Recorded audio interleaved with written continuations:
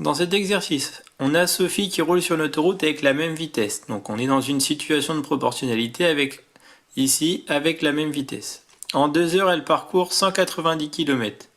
La méthode qu'on va utiliser ici, c'est de regarder en 1 heure combien elle parcourt de kilomètres et ensuite en 30 minutes combien elle parcourt de kilomètres. On aura donc notre distance pour 1 heure et pour 30 minutes. Donc on aura notre distance pour 1h30. Et pour notre 5 heures, on va tout simplement multiplier la distance en kilomètres trouvée pour 1 heure par 5. Dans cet exercice, on sait que en 2 heures, Sophie parcourt 190 km. Donc nous, on va chercher en 1 heure. Pour passer de 2 heures à 1 heure, on va diviser par 2, puisqu'on va prendre la moitié. On va donc faire le même travail ici.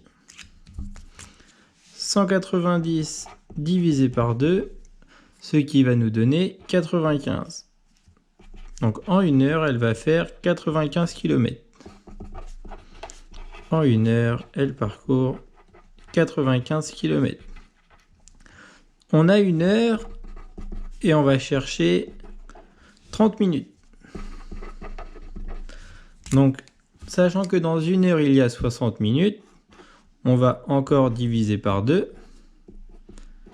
Et lorsqu'on le fait 95 divisé par 2, on obtient 47,5.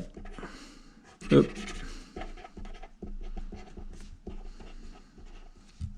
Donc en 30 minutes, elle parcourt 47,5 km. En 1h30, elle parcourt donc